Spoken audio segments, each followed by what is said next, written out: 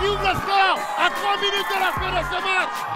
Et du côté de Maxime Robert, on surgit à la 88e minute de jeu pour ouvrir le score.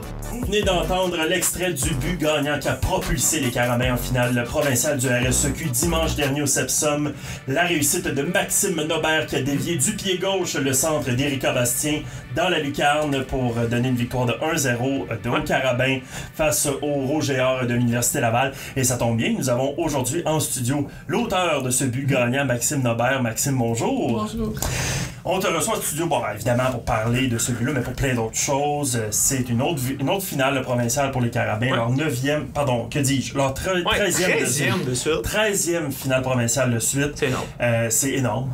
Donc, bravo. Félicitations pour cette qualification. Merci. On va commencer par le but. Ce qu'on vient de voir, là, ce centre que tu dévies du pied gauche. Parle-nous de ce moment-là. C'est sûr que les conditions qu'on avait pour le match avec la pluie et tout ça, le terrain qui était inondé, ça n'a vraiment pas été un match facile. Fait qu'il y a personne qui voulait se rendre en prolongation premièrement. Donc quand on est arrivé à la 88e minute puis que là on a fait le but, la première affaire que j'ai regardé c'est le cadran puis je me suis dit ok là on gagne. Ouais, est-ce que le soulagement était plus grand de savoir quand vous alliez à la finale ou que vous vous rapprochez un petit peu de la douche là, tu sais, genre de sécher, d'avoir chaud là, ouais, ce c'est match ça, infernal. Après moi c'était pas mal égal le feeling là, de savoir qu'on allait en dedans ou. C'était vraiment dégueulasse dimanche dernier là. Non. Même vous avez pensé proche de pas jouer, je me trompe pas là. Le terrain il y avait des flaques d'eau vraiment partout. Dans le fond quand on faisait des passes, souvent le ballon s'arrêtait.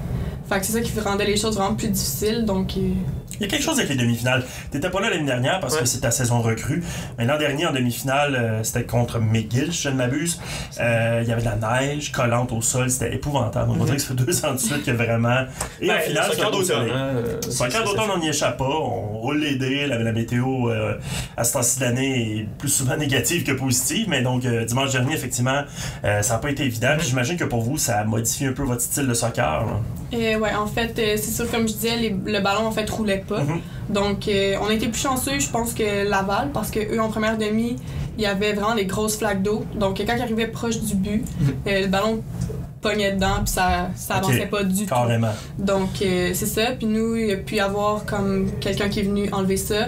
Fait qu'en deuxième demi, ça a été plus facile, mais la première demi, ça a été vraiment plus difficile à cause de ça. On l'a vu ça, pendant le match, c'était en première demi, puis Kevin, votre entraîneur, en parlait après la rencontre. Ça a été, sans dire que vous êtes défendu pendant 45 minutes, c'était plus difficile. On passait plus de temps dans votre territoire, puis comme tu disais, il y avait beaucoup d'eau, ça n'a pas été facile pour Laval. Mais il reste que de faire en sorte de ne pas concéder de but en première demi, ça n'a pas été facile. Là, mais finalement, j'avais hâte de voir comment vous allez arriver en deuxième. Puis en deuxième, dès le départ, on a vu que vous étiez comme... tu pourras me le dire, mais on dirait une nouvelle équipe. Là, vous attaquiez, puis ça se passait mieux pour vous. Là. Ouais, en fait, à la deuxième demi, comme dans le fond, à la demi, quand on est arrivé dans le vestiaire, puis que là, comme on a fait un peu une rétroaction de ce qui venait de se passer, puis on trouvait que c'était pas nous, comme notre image comme équipe, de ce qu'on venait de jouer. Donc, on s'est dit que là, c'est nous qui allions poser le tempo, puis c'est nous qui voulions plus le match. Donc, je pense que ça l'a paru. Ouais, et l'annonceur, lorsque tu as marqué ton but dans la web diffusion de nos matchs, en plus de s'époumoner, signifiait quand même qu'effectivement, les derniers matchs avec l'Université Laval étaient toujours très serrés. Ça se décide toujours dans le début à la dernière minute. Ici au Sepsum, il n'y en a pas eu lorsqu'ils sont venus la première fois, le Rouge-et-Or, mais c'est toujours des matchs extrêmement serrés. Donc, tu dois avoir quand même ce sentiment-là que n'importe quoi peut faire la différence. Un but allait faire basculer le match d'un côté ou de l'autre. Ouais, surtout en demi-finale comme ça, quand il y a un but puis que l'autre équipe défend puis fait juste défendre, ça complique vraiment les choses. Donc si eux ils faisaient un but, ça aurait été vraiment difficile. Donc le fait qu'on a fait le but en premier puis qu'il restait comme 4 minutes, mais c'était parfait. Et ce moment-là, toi, là, on t'a vu un peu aller cette année. T'es une attaquante, donc nécessairement tu tiens pas juste du filet adverse, mais t'es plus du type à, se faufiler entre les défenseurs et marquer ces buts-là sur des centres, sur des corners et tout. Comment t'as vu Erika évidemment aller sur l'aile et tout, mais quel a été ton état d'esprit à ce moment-là?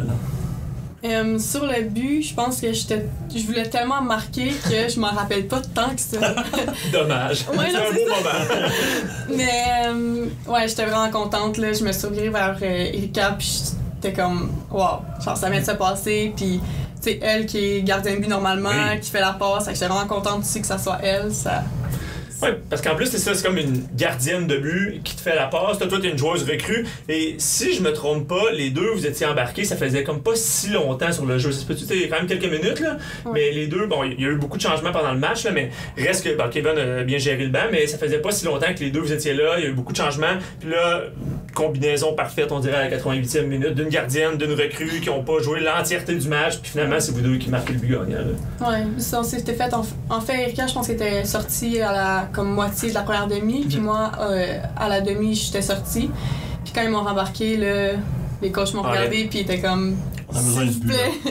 On a besoin de but. Et t'en as marqué plusieurs à ta première saison quand même. 8 buts. Au total, 8 buts, une passe. Donc bon, pour le 3e rang des pointeuses du RSEQ dans la saison régulière. Un 9e but, dans le fond, c'est ton 9e but en demi-finale. On peut dire que c'était ton plus gros but avec les Carabins, à date jusqu'à maintenant, même si on a marqué d'autres. Est-ce que c'est le plus gros but de ta carrière? Est-ce que tu as fait d'autres buts comme ça dans des instants critiques d'un match aussi important?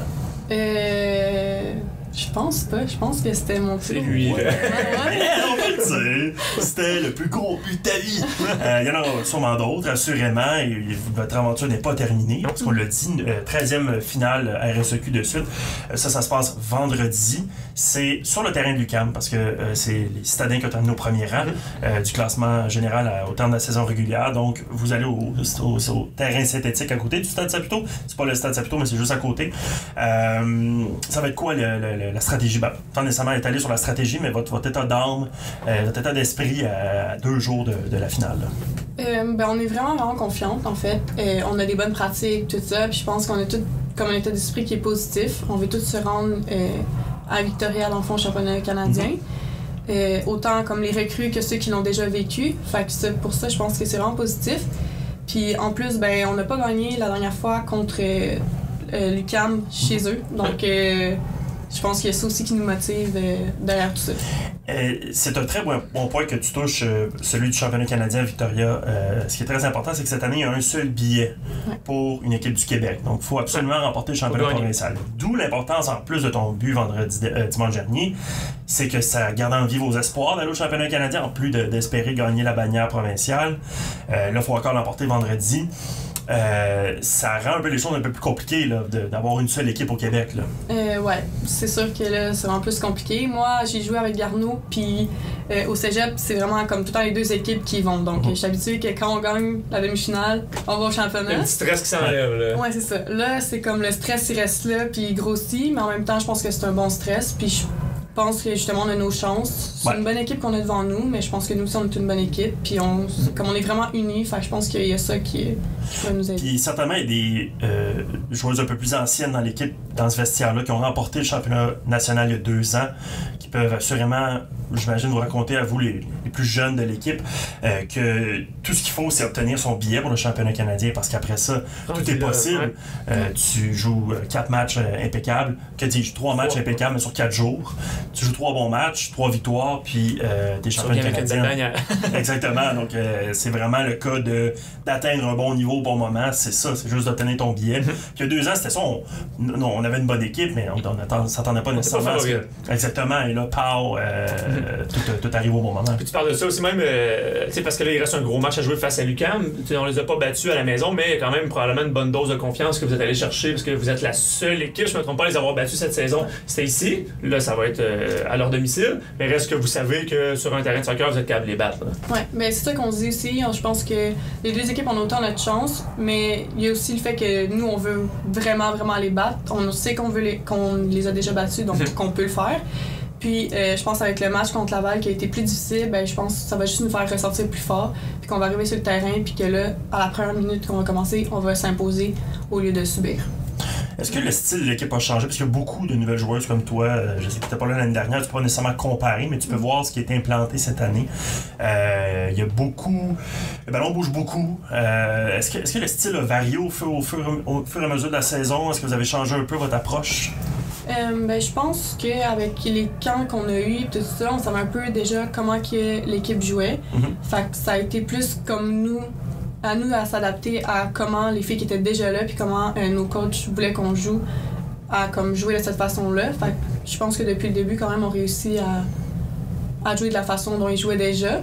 Mais je pense aussi qu'on a apporté quelque chose de différent Et toi, au niveau de ton année recrue, quelle évaluation tu fais de ton rendement, mais aussi ton expérience en général avec les Carabins après un an? Ben, c'est pas terminé, mais presque un an.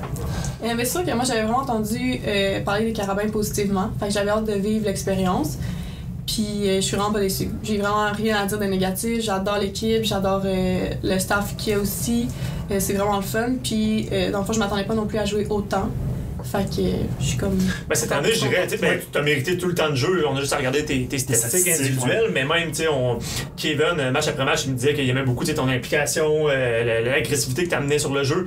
Donc, je pense que c'est un petit peu au mérite et tu l'as mérité ce temps de jeu-là. Ouais. D'autant plus qu'on faisait l'éloge de tes statistiques avec tes 8 buts, une passe, au 3e rang des pointeuses de la province, mais aussi une place sur l'équipe des recrues, des équipes d'étoiles, les recrues qui a été publiée la semaine dernière. Oui, exactement. Si je ne m'abuse. Donc, dans l'ensemble, on peut dire non seulement que c'est une belle saison, mais que tu as été bien décoré aussi en conséquence. Ça serait quoi pour toi, outre le championnat canadien, une belle conclusion à cette année-là, cette saison-là? C'est une bonne question. Parce que le but ultime est le championnat canadien, mais... C'est sûr que c'est là qu'on veut se rendre, mais sinon, je pense qu'on a quand même de quoi être fiers, parce que je pense qu'on a persévéré durant nos matchs. Il y en a qui ont été vraiment plus difficiles, ou est-ce qu'on aurait pu juste baisser la tête puis dire, ben écoute, on n'y arrivera pas. Marche pas. Comme le match qu'on a perdu contre McGill. Contre McGill, contre Lucam aussi. Je pense qu'à ce moment-là, on aurait pu baisser la tête, puis non, on s'est relevé, puis je pense qu'on était plus fort, puis qu'on a vu les matchs qui arrivaient comme des matchs qui étaient des défis, puis je pense qu'on les a bien relevés. Une adversité qui va finalement un peu forger votre caractère au fur et à mesure. Et puis, à part de ça, là, ça s'en vient, donc la finale en 2 jours. Qu'est-ce que à quoi tu penses en ce moment-là? C'est dans 48 heures, c'est quand même un gros match. Faut que tu te concentres sur tes études aussi, qui est en fondement d'entreprise, c'est ça? En gestion d'entreprise. Il faut que tu combines beaucoup de choses en ce moment. Dans quel état d'esprit tu es à 48 heures de la finale? Je suis vraiment stressée, en fait. C'est normal. Ouais. C'est normal. C'est ça. Mais comme j'ai dit, je pense que c'est un bon stress. Puis j'ai vraiment hâte d'y être. Puis on va tout donner. Puis... Ça promet. Malheureusement, c'est pas ici au Sepsum, mais la bonne nouvelle, c'est que c'est sur l'île de Montréal. Donc, ceux qui nous écoutent, vous pouvez très, très, très bien aller encourager nos Carabins. Ouais. Ça se trouve, donc, le terrain synthétique aux abords du stade Saputo. C'est pas très compliqué à trouver comme endroit. C'est où l'Impact de Montréal joue, pour le schlag! Le schlag au mort pour les intimes. Effectivement, pas très loin de chez Raphaël. Non, exactement. Donc, tu y seras, hein, je crois bien. Écoute, probablement, pour ta chance. Ouais. Donc, vous pouvez aller encourager nos Carabins et suivre sur nos plateformes sociales, sinon les résultats. On va sur Twitter tout au long du match donner les résultats, sur notre story Instagram également, sur nos plateformes sociales. Vous allez avoir toutes les nouvelles, mais sinon, on veut quand même donner une partie d'avantage du terrain parce qu'on a la chance que ça se passe sur l'île de Montréal. On a parlé de l'avantage du terrain, d'une victoire de part et d'autre à domicile. On peut aller encourager nos Carabins vendredi pour donner un peu cet esprit-là qu'il y a au Sepsum. Il y a toujours une belle foule. Même dimanche, dans les circonstances, c'était quand même une foule bruyante pour la pluie absolument exécrable. Quand on joue ici, on est à la maison au Sepsum, on sent qu'on est à la maison. Là-bas, je ne joue pas pour Lucam, mais c'est pas leur domicile, c'est pas sur leur campus, je veux dire. Donc, on peut aller s'approprier leur domicile si on veut. Leur espace, exactement. On peut aller l'approprier, c'est faisable. Maxime, bonne chance, merde, peu importe ce qu'il faut dire pour vendredi. Merci d'être venu ici avec nous en studio aujourd'hui pour nous partager ce grand moment, le plus gros but de ta carrière. Peut-être en terminant, j'ai oublié de t'en parler. T'arrives donc du Cégep Garneau, t'en as parlé. C'est quoi un peu ton background de soccer? En fait, j'ai fait 2 ans au Cégep Garneau. Ouais. Ma dernière année, je l'ai fait à Lionel Groux l'année passée. Puis sinon, j'ai toujours joué depuis un bon moment pour Saint-Eustache, côté civil. Yeah, Saint-Eustache! Excellent, oui. Bon, on salue tout le monde à Saint-Eustache, les Nordiques de Lionel Groux et les Élans de Garneau qui t'ont accueilli au fil du temps. Maintenant, t'es avec les Carabins et ça va super bien. Donc, merci d'être passé et c'est très le fun de t'avoir parmi nous pour les prochaines années à venir. Et donc, nous, on se retrouve, on se voit peut-être vendredi au Saputo, sinon on se retrouve donc demain pour l'avant-match football avec comme invité Brian Arélie-Maneur de l'équipe de football des Carabins. Salut!